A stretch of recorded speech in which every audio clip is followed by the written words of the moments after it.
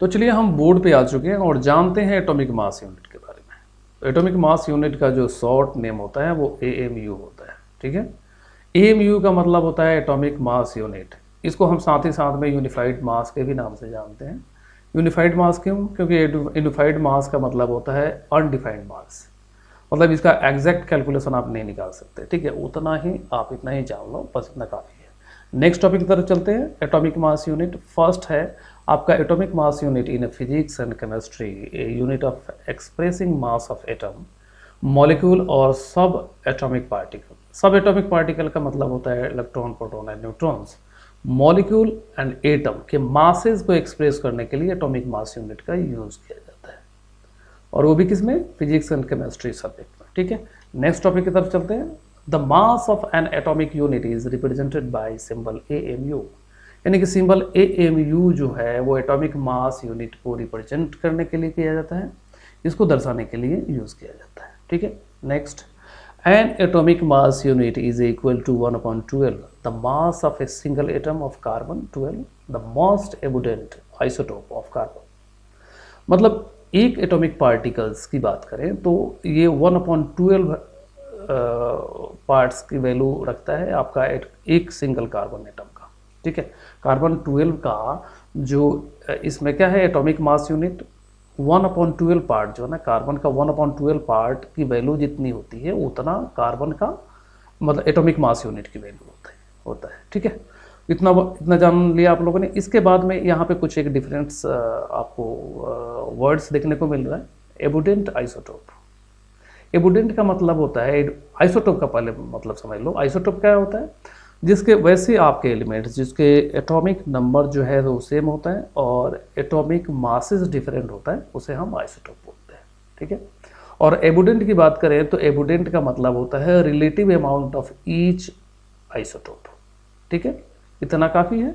इसके बाद में और ज़्यादा जानकारी के लिए आप कमेंट जरूर करिएगा, हम और बताएंगे। ठीक है, और इसके बाद में हम नेक्स्ट इसकी वैल्यू कितनी होती है तो 1.660538921 × 10⁻⁻24 ग्राम।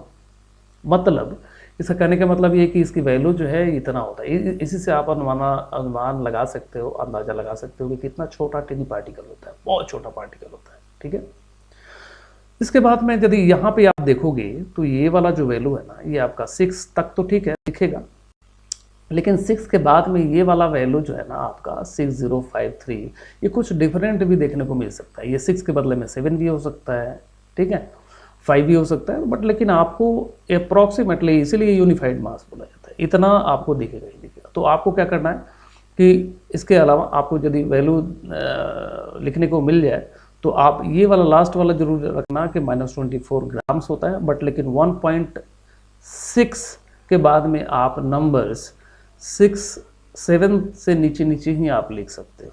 लिखोगे तो चलेगा। जैसे आपने 66053 लिख दिया और 10⁻⁻24 ग्राम लिख दिया तो भी ये चलेगा। ठीक है, और यहाँ पे इसके बदले में आपने कई बार आपने सर्च इंजन में जाकर के गूगल पे आपने सर्च करा होगा कि एटॉमिक मास यूनिट की वैल्यू कितनी होती है, तो आपको 1.67 एंड समथिंग भी आएगा, लास्ट में -24 ग्राम ये होता ही होता है। ठीक है, तो आप इतना सा याद रखना, आपका काम हो जाएगा। ठीक है, और यदि मैं केजी में बात करूँ, केजी में कितना होता है, इसको केजी में कन्वर्ट करना चाहो तो कितना करोगे आप 1.66053 इतना लिख दोगे चलेगा, इंटू 10⁻⁻27 केजी होता है। ठीक है, क्यों ऐसा क्यों? क्योंकि माइनस का वैल्यू जो है 3 ज़्यादा बढ़ गया, यानी कि 3 ज़्यादा एक्सेस हो गया। मतलब ये है कि 1000 ग्राम में एक क्या होता है, 1 केजी होता है। तो इसी से आप कैलकुलेशन कर सकते हो। हम कैलकुलेशन के बारे में एक अलग वीडियो बनाएंगे। एंड नेक्स्ट यदि मैं टन की बात करूं तो टन में क्या होगा 1.66053 इंटू 10⁻⁻30 टन।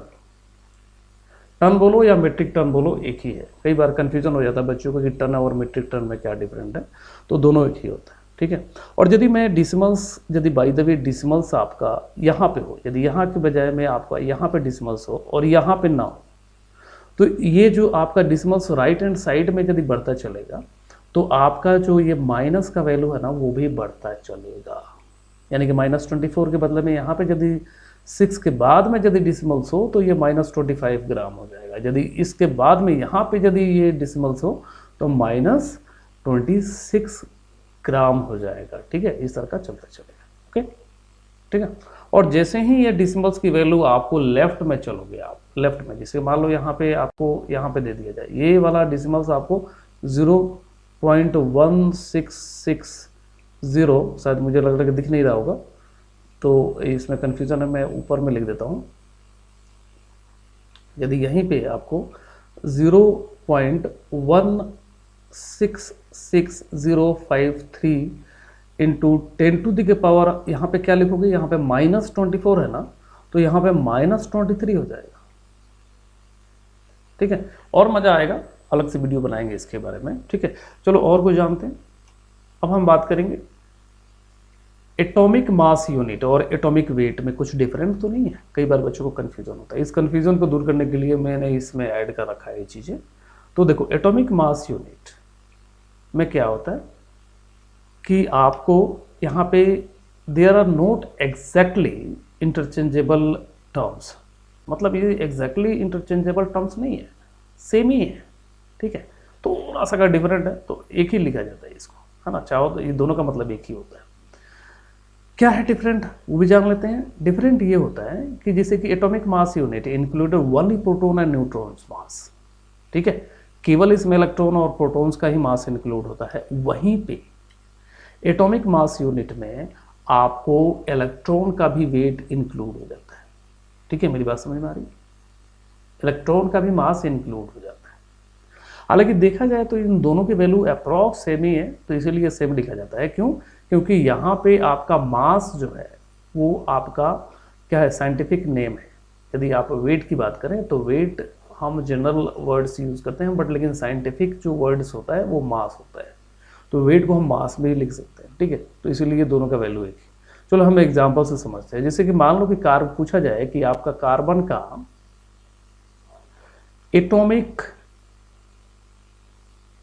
मास यूनिट बताइए, तो क्या बताओगे? 12 आपको ऑलरेडी पता है, बट लेकिन यहीं पे एटॉमिक